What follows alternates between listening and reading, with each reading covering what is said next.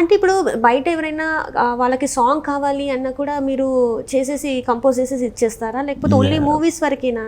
లేదండి, నేను యాక్చువల్గా కంపోజర్ అండ్ సింగర్గా ఉన్నాను. అక్కడ నుంచి ఒక సాంగ్ పాడడానికి వెళ్ళినప్పుడు డబ్బింగ్లోకి వచ్చాను. సో ఒక 3-4 క్రాఫ్ట్స్లో నేను వర్క్ చేస్తుంటాను అనమాట. సో అట్లా మ్యూజిక్ డైరెక్షన్ కూడా చేస్తాను. అదే ఇప్పటివరకు ఎన్ని మూవీస్కి మీరు మ్యూజిక్ డైరెక్షన్ చేశారు? లేదు అంటే రెండు మూవీస్కి చేశాను, బట్ అవి ఇంకా రిలీజ్ అవ్వలేదు. Waiting for the release. ఇప్పుడు ఏమన్నా చేస్తున్నారా? ఇప్పుడు ఏమన్నా మ్యూజిక్ చేస్తున్నాడు.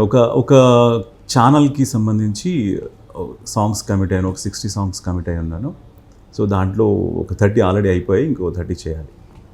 అంటే జింగిల్స్ లాగా అంటున్నారా, లేకపోతే లేదండి, అది కంప్లీట్గా అంటే fusion kind of devotional theme అది. Okay. So devotional kind of songs మనకి అన్నీ తెలుసుగా, ఫేమస్ స్తోత్రాలు లేదా సాంగ్స్, ఇప్పుడు గోవిందనామాలు. కాకపోతే ఏంటంటే మెయిన్ చేస్తున్న వర్క్ ఏంటంటే యాజ్ ఇట్ ఈస్ అట్లా కాకుండా వాటికి రిప్రైజ్డ్ వర్షన్స్ లాగా చేసుకుంటూ ఆ ఫ్లేవర్ ఏది దెబ్బ తినకుండా సో మళ్ళీ వాటిని కొత్తగా కంపోజ్ చేసుకుంటూ రిలీజ్ చేస్తున్నాం. అంటే ఇప్పుడు ఇండస్ట్రీలో మీకు ఇష్టమైన మ్యూజిక్ డైరెక్టర్ అండ్ మీకు ఇష్టమైన పాట ఏదైనా ఉందా? ఇది చెప్పలేము, ఇష్టమైన చాలా మంది ఉంటారు, అట్లా మీకు ఉంటారు కదా, అదే వీళ్ళ సాంగ్స్ వింటే నేను ఎలాంటి మూడ్లో ఉన్నా కూడా సెట్ అయిపోతాను. అసలు పాట వింటేనే సెట్ అవుతాను నేను. That's what. ఇందాక మీకు ఒక విషయం చెప్పాలంటే, నేను ఇక్కడ ఈ ప్రొఫెషన్ బీఫామ్ గ్రాడ్యుయేట్ నేను యాక్చువల్గా. అంటే మనం జనరల్గా రిలాక్స్ అవ్వడానికి మీరు అన్నట్టు మ్యూజిక్ వింటుంటాం లేదా డాన్స్ చేస్తారు, ఏదో ఒక ఆర్ట్ ఫామ్నే ఎంచుకొని మనం రిలాక్స్ అవుతూ ఉంటాం. నేను ఆలోచించింది ఏంటంటే ఏది వింటూ ఏది చేస్తూ మనం రిలాక్స్ అవుతున్నామో అదే నా ప్రొఫెషన్ ఎందుకు అవుతుందని ఆలోచించాను. సింపుల్.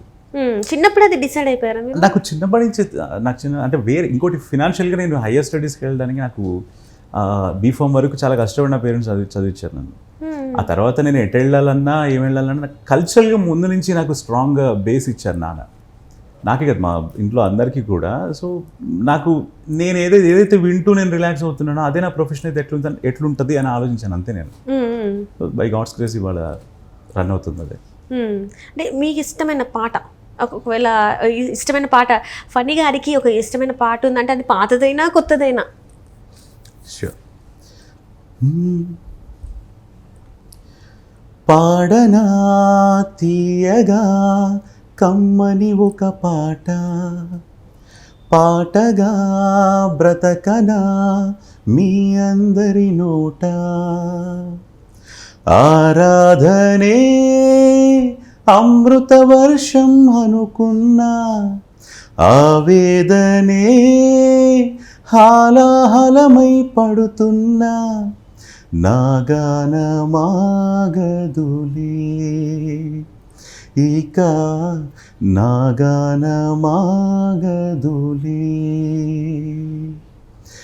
పాడనా తీయగా కమ్మని ఒక పాట, పాటగా బ్రతకనా మీ అందరి నోట.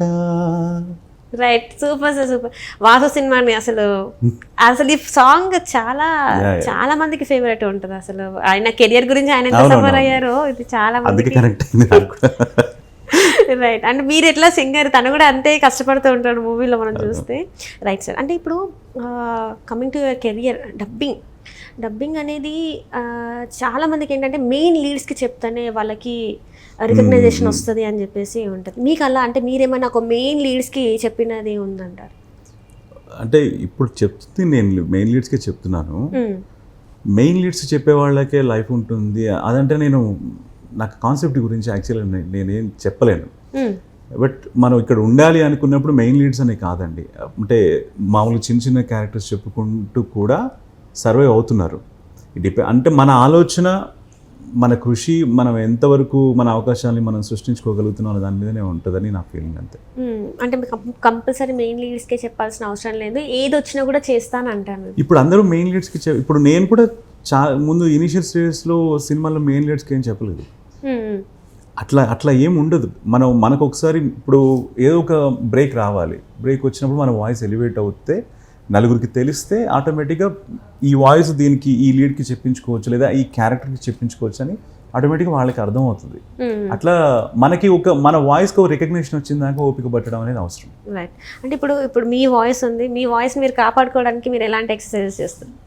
అంటే ఎప్పుడు మైక్ ముందే ఉంటాను కాబట్టి అదే ప్రాక్టీస్ అండి. సపరేట్గా అయితే ఏమీ లేదు. అయితే పాట లేకపోతే మాట. అంటే ఇప్పుడు కోల్డ్ కాఫ్ అలాంటివి వచ్చినప్పుడు గొంతు చేంజ్ అయిపోతుంటుంది, వాయిస్ చేంజ్ అయిపోతుంది. మరి అలాంటి టైంలో మీరు ఎలా తీసుకునే ప్రికాషన్స్ ఏంటి అసలు? అలాంటి టైంలోనే ఒక్కొక్కసారి ప్లస్ అవుతుంది కూడా.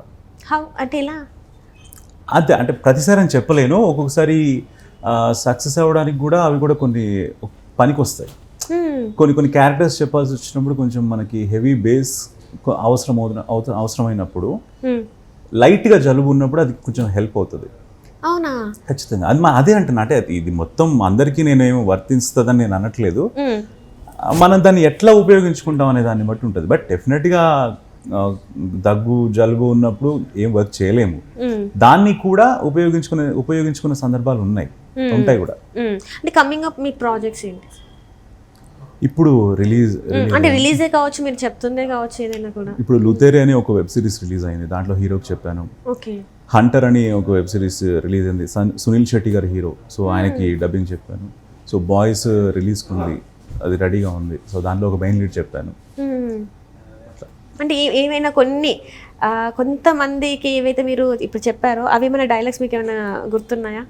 ఇంకా రిలీజ్కి ఉన్నాయి కదా. ఓకే, రిలీజ్ ఉన్నవి మీరు చెప్పవద్దు.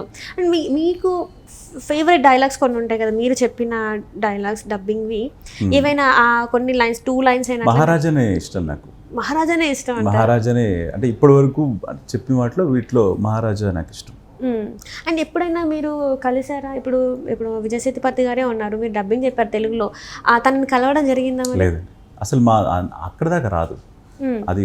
అంటే డబ్బింగ్ చెప్తున్నప్పుడు మాకు డబ్బింగ్ ఇన్ఛార్జీలతో వాళ్ళతోనే ఇంటరాక్షన్ ఉంటుంది తప్ప యాక్టర్స్ దాకా వెళ్ళే ఛాన్స్ ఉండదు. ఇప్పుడు మొత్తం అన్ని ఛానల్స్లలో ఎన్ని సీరియల్స్ మీరు కంప్లీట్ చేశారు? ఇంకెన్ని సీరియల్స్ చేస్తున్నారు? సీరియల్స్ అయితే అది ఒక 50 ఉంటాయండి.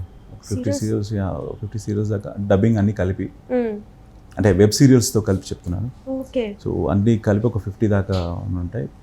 ఇప్పుడు చెప్తున్నా ఒక 10+ ఉంటాయి. ఇప్పుడు చెప్పేది 10+ ఉంటాయి. ఈటీవీలో కృష్ణలో, సూర్యపుత్ర కర్ణలో కృష్ణుడికి డబ్బింగ్ చెప్తున్నాను.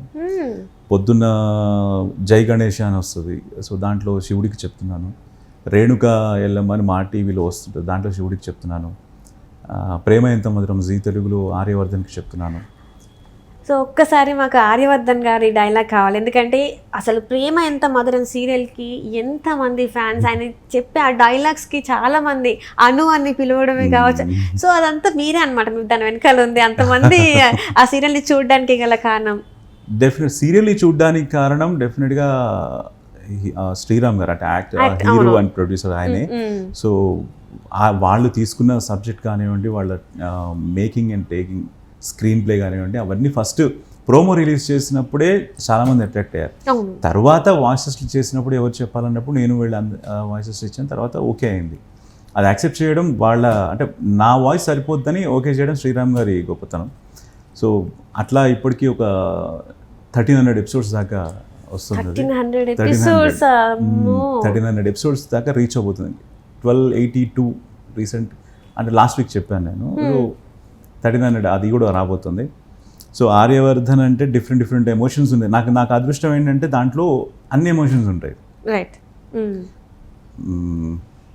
ఆర్యవర్ధన్ అనేది ఒకటి, ఆయన హీరోయిజం ఎలివేషన్లో అట్లాంటిది వస్తుంది. జెండే అని తన ఫ్రెండ్, సో వాళ్ళిద్దరి కాంబినేషన్స్ బాగుంటాయి. అనుతో క్యూట్ సీన్స్ చాలా ఉంటాయి, love based scenes. So number of dialogues ఉన్నాయండి. సో ఇన్స్టాగ్రామ్లో వాటిలో పెట్టి నాకు కూడా పంపిస్తుంటారు, ఈ డైలాగ్స్ చాలా బాగున్నాయని.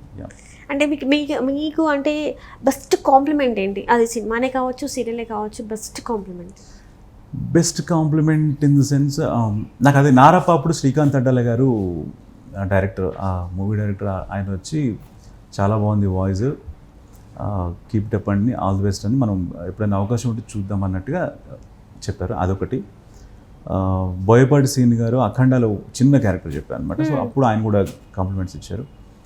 ఇప్పుడు సీరియల్స్ విషయానికి వస్తే ఏమవుతుందంటే అండి, అంటే నా గ్రాఫ్ ఒకవేళ నాది రెజ్యూమే చూస్తే, మీరు డబ్బింగ్ రెజ్యూమే చూస్తే, అంతకుముందు వాళ్ళే డబ్బింగ్ చెప్పుకునేవాళ్ళు యాక్టర్స్. సో వాళ్ళ గొప్పతనం ఏంటంటే వాళ్ళు నా వాయిస్ ఓకే చేసి ఇప్పుడు వాళ్ళందరికీ నేను డబ్బింగ్ చెప్తున్నాను. సాయి కిరణ్ గారికి కానీ, ఇప్పుడు శ్రీరామ్ గారికి, నందకిషోర్ గారు ఉప్పెన అనే సీరియల్ ఉంటుంది, శ్రవంతి 2లో రెండిట్లో చేసిన ఆయనకి నేనే చెప్తున్నాను. సో ఇట్లా డిఫరెంట్ అంటే వాళ్ళు అంతకుముందు వాళ్ళ క్యారెక్టర్స్కి వాళ్ళే చెప్పుకునేవాళ్ళు. అవునవును. ఇప్పుడు మీరు చెప్పారు కదా For Sai the Kiran first గారు time, అని, first- తన డబ్బింగ్ తనే చెప్పుకుంటానని చెప్పారు. ఇప్పుడు మీరు చెప్తున్నాను చెప్తున్నారు. కోయిలమ్మ నుంచి నేనే. అంతకుముందు కూడా ఒకళ్ళు చెప్పినట్టున్నారు వేరే వాళ్ళు, బట్ మేజర్గా వాళ్ళ ప్రాజెక్ట్స్కి వాళ్ళే డబ్బింగ్ చెప్పుకునేవాళ్ళు. వాళ్ళ మంచితనము డెఫినెట్గా నన్ను యాక్సెప్ట్ చేయడం అనేది వాళ్ళు నన్ను బ్రదర్లా ట్రీట్ చేస్తారు. సో ఆ పరిచయం పెరిగింది. ఎప్పుడు బాగా చెప్తున్నావు అని అప్పుడప్పుడు మంచి సీన్స్ పడ్డప్పుడు నాకు మెసేజ్ కానీ ఫోన్లో కానీ చెప్తుంటారు, మంచిగా ఎంకరేజ్ చేస్తారు. మీరు ఇందాక ప్రేమ ఎంత మధురం అన్నారు కాబట్టి ఒక ఇన్సిడెంట్ చెప్పాలనిపిస్తుంది. కరోనా అప్పుడు నేను కరోనా ఎఫెక్ట్ అయి ఉన్నాను. ఒక 30 days క్వారంటైన్లో ఉన్నాను. సో అప్పుడు అంటే ఆ సీరియల్ మీద మీరు అన్నట్టు ఇందాక అంత ఆదరించారన్నప్పుడు ఒక 3-4 episodes నేను చెప్పలేదు. అంటే కరోనాలో ఉండి చెప్పలేం కదా. సో నేను ఇంకా నాకు మళ్ళీ టెస్ట్ చేసుకుని నెగిటివ్ రిజల్ట్ కూడా రాలేదు. బట్ ఆ టైంలో కూడా వెళ్ళి చెప్పిన సందర్భాలు ఉన్నాయి ప్రేమ ఎంత మధురంకి. వాళ్ళు అంతా మిమ్మల్ని సపోర్ట్ చేశారు. డెఫినెట్గా అసలు వాళ్ళు అది స్పెషల్లీ శ్రీరామ్ సార్ చెప్పాలి, ఆయన ఒక అన్నలాగా బ్రదర్ లాగా నన్ను ఆ టైంలో ఇప్పటికీ డెఫినెట్గా నన్ను ఎంకరేజ్ చేస్తూనే ఉంటారు. ఆ టీం మొత్తం పోస్ట్ ప్రొడక్షన్ టీం కానీ శ్రీరామ్ గారి యూనిట్ కానీ అందరూ బెస్ట్ పర్సన్స్. ఇండస్ట్రీలో మీకు బెస్ట్ ఫ్రెండ్స్ అంటే మీ ఏది ఉన్నా కూడా మీ పర్సనల్ ఇష్యూ అయినా కూడా వాళ్ళతో షేర్ చేసుకున్న ఒక వ్యక్తి ఉంటారు కదా, ఎవరు ఆ వ్యక్తి? ఫ్యామిలీ అండి. ఇండస్ట్రీ అని చెప్పలేను నేను, టు బి ఆనెస్ట్. అంటే ఇప్పుడు కెమెరా ముందు నేను అబద్ధం కూడా చెప్పలేను. ఫ్యామిలీనే నా best friends. Family best friends. మీరు అంటే ఫ్రెండ్స్ చాలామంది ఉన్నారు, బెస్ట్ అంటే నా ప్రతి అంటే ప్లస్లో మైనస్లో అన్నిట్లో కూడా డెఫినెట్గా ఫ్యామిలీకే ఫస్ట్ ప్రిఫరెన్స్ ఇస్తాను. ఇప్పుడు ఫ్యామిలీ గురించి వచ్చింది కాబట్టి